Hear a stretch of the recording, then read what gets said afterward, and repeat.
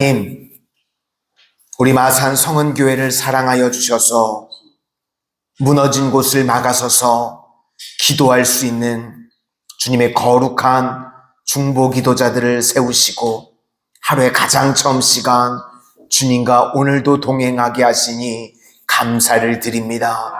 우리 성도님들 새벽을 깨우며 기도하실 때마다 날마다 도우시는 주님을 만나게 하여 주시옵소서. 육신의 연약함으로 인하여서 기도의 사명을 감당하실 때 흔들리지 아니하도록 주께서 지키시고 보호하여 주시며, 또 가정에는 평안함으로 더하시고 자녀손 앞길에 넘치는 형통의 복을 더하여 주셔서 마음껏 주님 앞에 기도하게 하시고, 기도하실 때마다 역전의 은혜가, 응답의 은혜가 충만하게 임하는 복된 가정들 되게 하여 주시옵소서. 오늘도 이 눈에 아무 증거 아니 뵐지라도 믿음으로 주님 앞에 나아가오니 주께서 합력하여 선을 이루시는 은혜를 저희들 삶 가운데 충만하게 부어 주시옵소서. 예수님 이름으로 기도드립니다. 아멘. 오늘은 하나님의 예비하심이 있다. 하나님의 예비하심이 있다라는 제목으로 하나님의 말씀 증거하도록 하겠습니다. 오늘 이제 마지막 5번째 환상 이야기입니다. 제단 기둥이 무너지는 환상입니다. 이건 다시 말해서요, 예배가 사라지는 모습이라는 겁니다. 예배 제단이 기둥이 무너져서 예배가 사라지는 모습. 여로보암 2세 때가 배경인데, 이때는 나라적으로는 번영하고 풍성할 때라고 그랬습니다. 그런데 눈에 보이는 게 번영하고 풍요롭다 보니까요, 예배가 형식만 남게 되었습니다. 그러니까 실제로 하나님을 만나는 임재가 있는 예배가 드려져야 되는데 그런 게 사라지고요, 겉모습만 남게 됐다는 겁니다. 지금 이 시대도요, 예배들이 많이 약화되어지는 것 같습니다. 사람들이요, 예배 말고 다른 것들을 추구하는 것들이요 많이 있습니다. 믿는 성도들 가운데서도요, 요즘은 예배 안 드리고 예배 드릴 시간에 다른 데 가 있는 사람들 많이 있습니다. 먹방 투어 하는 사람들도 있고요, 그죠?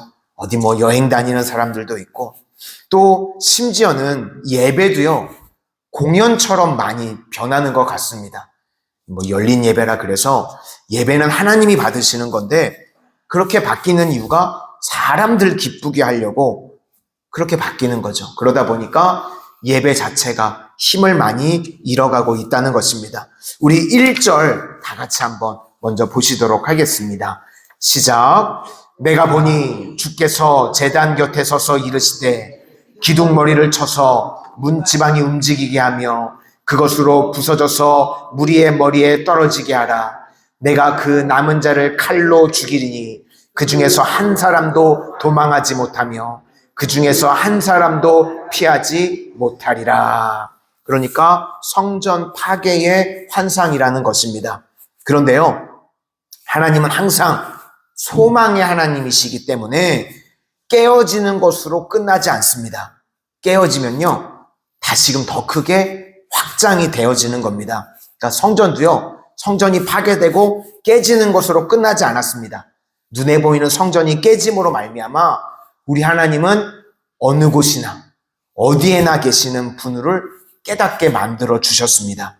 그래서 2절부터 4절까지를 보시면요, 부정적인 표현으로 했는데 수월에 가도 붙잡아내고 하늘에 가도 붙잡아낸다. 또 산꼭대기를 가도, 또 바다 밑에 있어도 뱀이 물게 하고 원수 앞에 사로잡혀 가도 칼로 죽이겠다. 이런 식으로 표현을 했습니다. 부정적으로 어디든지 따라간다. 그런 뜻인데 시편 139편 7절 말씀을 보시면 이건 긍정적으로 표현했습니다. 내가 주의 영을 떠나 어디로 가며 주의 앞에서 어디로 피하리이까? 내가 하늘에 올라갈지라도 거기 계시며 수월에 내 자리를 펼지라도 거기 계시니이다. 내가 새벽 날개를 치며 바다 끝에 가서 거주할지라도 거기서도 주의 손이 나를 인도하시며 주의 오른손이 나를 붙드시리이다. 그러니까 오늘 본문은 부정적으로 표현했지만 시편 139편에서는 긍정적으로 표현을 한 겁니다. 동시에 일어난다는 것입니다. 예를 들어서요. 어떤 사람에게 너 하나님이 보고 계셔. 그러면 말씀대로 살고 있는 사람은요. 그게 위로가 되죠. 그래. 하나님이 나를 보고 계시지. 그런데 죄 짓다가 누가 너 하나님이 보고 계셔. 그럼 그게 위로가 되나요? 무섭죠. 아이고 이거 하나님이 보고 계시는구나. 그죠? 똑같은 겁니다. 하나님은 어디에나 계시는데 범죄하니까 이게 심판이 되는 거지만 하나님을 찾고 의지하는 자가 하나님은 어디에나 계셔. 그러면요. 그게 위로가 되고 힘이 되는 것입니다. 그러니까 우리 성도님들 하나님이 어디에나 계셔. 보고 계셔. 우리 성도님들은 깜짝 놀라는 게 아니라 위로가 되고 힘이 되시는 성도님들 되시기를 바랍니다. 우리 하나님은요. 우리가 어느 곳에 있을지라도 우리와 함께 하시고 우리를 보고 계시는 줄로 믿습니다. 그리고 깨짐을 통해서 하나님께서는 우리에게요. 소망을 주시는 것입니다. 8절과 9절 우리 다 같이 보시도록 하겠습니다. 시작. 보라 주 여호와의 눈이 범죄한 나라를 주목하노니 내가 그것을 지면에서 멸하리라. 그러나 야곱의 집은 온전히 멸하지는 아니하리라. 여호와의 말씀이니라. 보라 내가 명령하여 이스라엘 족속을 만국 중에서 채질하기를 채로 채질함같이 하려니와 그 한 알갱이도 땅에 떨어지지 아니하리라. 무슨 말씀인가 하면 남은 자가 있다는 겁니다. 이게 이사야 6장 13절 말씀에도 나오는데 밤나무와 상수리나무가 배임을 당하여도 그 구루터기는 남아있는 것 같이 거룩한 씨가 이 땅에 그루터기니라. 남은 자를 하나님께서요 항상 예비해 두십니다. 여호와 이레.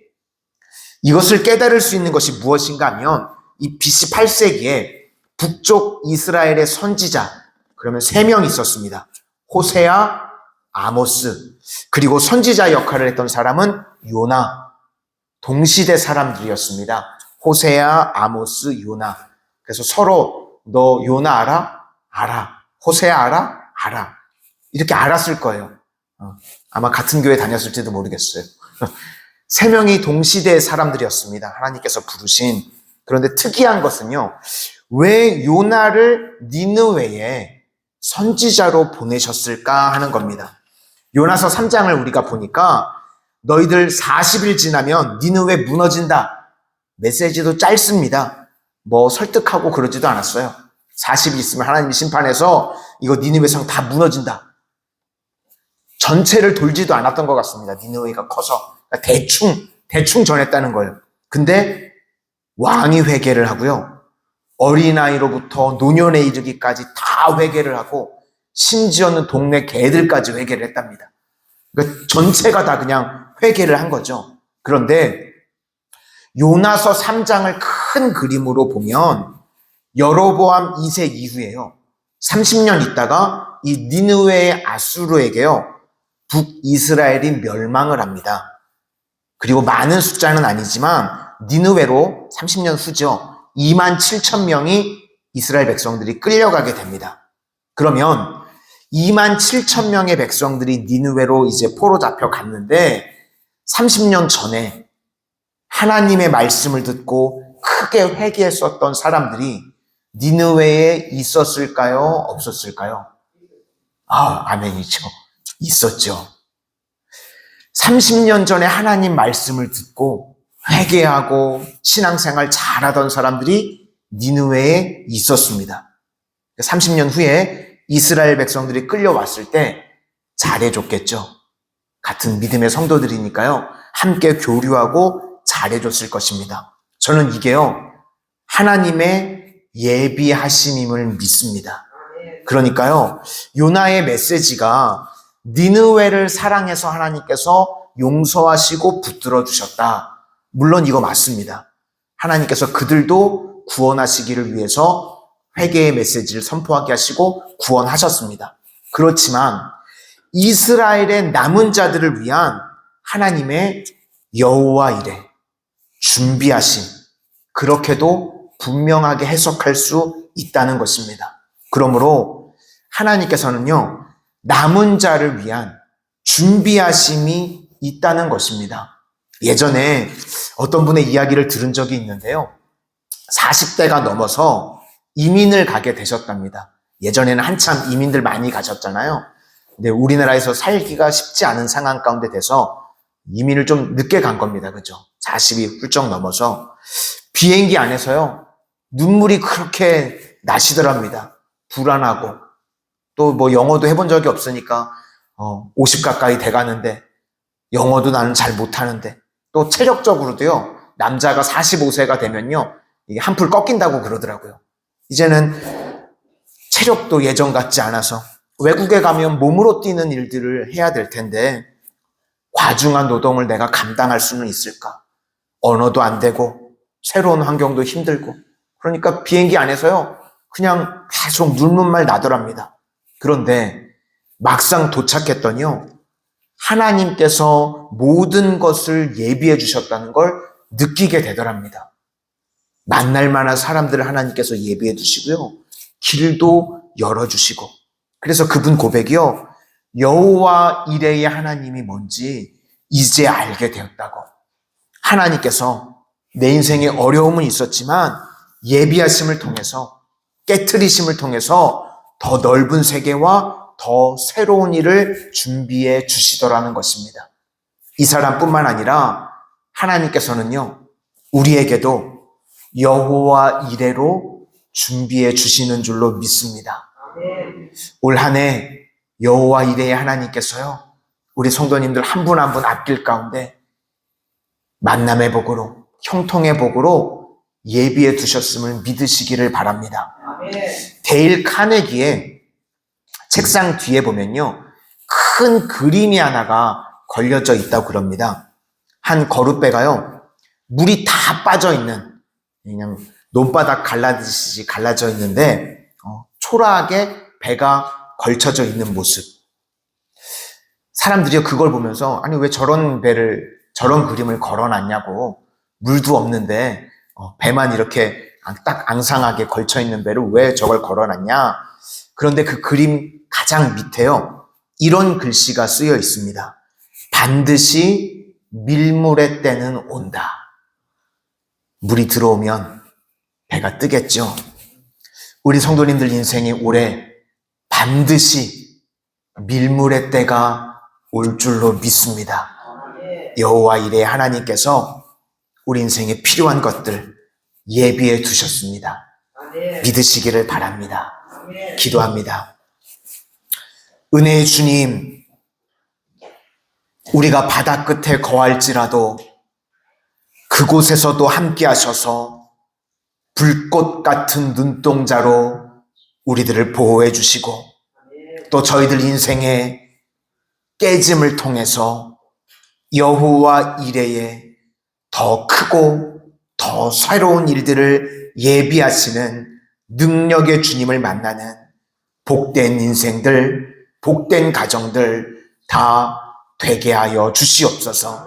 우리들 인생 가운데 여호와 이레의 하나님께서 준비하시고 예비하심으로 말미암아 우리 인생에 올해 반드시 밀물의 때가 오는 은혜의 역사를 체험케 하여 주시옵소서.